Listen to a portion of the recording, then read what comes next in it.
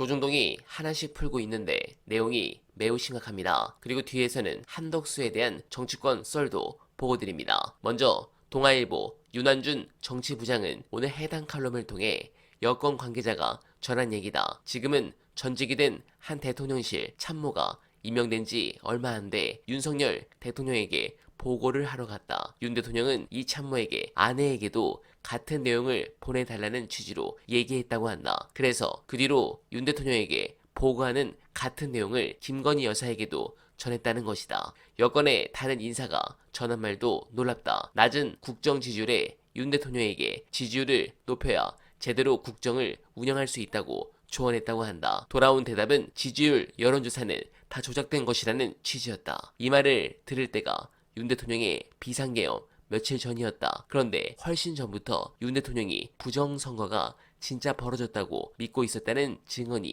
있었다. 누가 그를 대통령으로 인정하고 신뢰하겠나? 대다수 국민이 그를 군 통수권자로 인정하겠나? 미국을 비롯한 우방국들이 그를 민주주의를 수호하는 지도자로 인정하겠나? 탄핵 심판과 별개로 그는 이미 스스로 대통령 자격을 잃게 만들었다. 네, 조선일보를 제외하고 동아와 중앙은 계속해서 탄핵을 기각하면 안 된다고 말하고 있는데 이런 부분은 덕수한테 영향을 주겠죠. 중요한 영상 보시고 이어가 보겠습니다. 저게 이제 오늘 왜 나왔느냐가 중요한 거죠. 그렇죠. 사실은 권한대행을 맡기 전에 이미 조사를 마쳤다는 거예요. 예. 근데 왜 오늘 검찰에서 저 보도를 네. 속보로 떼놨을까? 요거에 여러분 주목을 하셔야 됩니다. 네. 어저께 한덕수 권한대행이 그렇게 하지 말라고 했었던 거부권 행사를 해버렸잖아요. 그러니까 이제 망신족이 들어가는 겁니다. 네. 너 뭐 하는 사람인지 스스로 한번 생각을 해봐. 너 피의자야. 네. 너 내란 공조 혐의로, 내란 동조 혐의로 피의자 조사를 받은 사람이 여차하면 잡아 넣는다. 요런 얘기. 지금 이제 민주당하고 어떻게 보면 이제 공조를 하고 있는. 네. 공조본에서 이제 슬쩍 흘려주고요. 그러고 나서 민주당에서 오후에 곧바로 경고를 합니다. 너 뭐 하는 사람인지 우리가 알려줄까? 어저께부터 이제 국무총리실에서 얘기한 게. 예. 어차피 1월 1일까지만 답을 하면 되지 않느냐. 시간을 최대치로 얘기를 해서 지연시키려는 의도가 보이니까. 그래, 그런 식으로 나와? 그러면 센터를 까드린다. 어저께 장난질을 친 거잖아요? 6개 법안 같은 경우는 내란 사태가 있기 전에 나왔던 거고, 네. 정부의 기조가 계속 이제 그 흐름이었기 때문에 흐른 대로 친 거다. 네. 라고 하면서 어차피 1월 1일까지만 특검법 어떻게 할지 결정하면 되는 거 아니냐? 그러면 11일까지 숙고하겠다라고 하니까, 그래? 네가 그런 식으로 나와? 그럼 우리가 그때까지 기다리고 가만히 있을 것 같아? 네. 라고 얘기하면서 상설 특검을 갖고 나온 거예요. 그러니까 뭐 뭘 안 했는데 무슨 탄핵을 하냐라는 게 의미가 없는 게 오늘 뭐 때문에 탄핵될 수 있는지를 알려준 거예요. 당신은 지금 불법 중입니다. 네, 공감합니다. 자주는 정말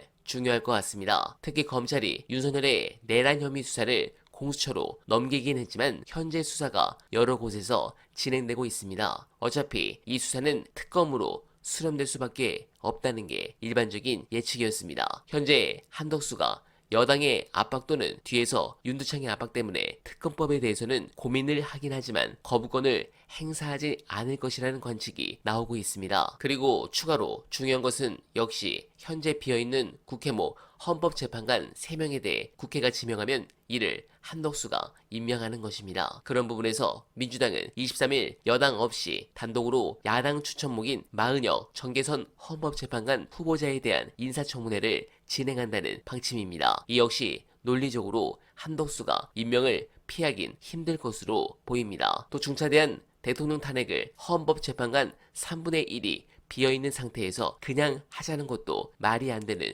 주장입니다. 민주당이 지금처럼 잘해온 것처럼 차주도 힘을 내주시길 응원드리며 어나바는 오늘도 최선을 다하겠습니다. 여러분 고맙습니다.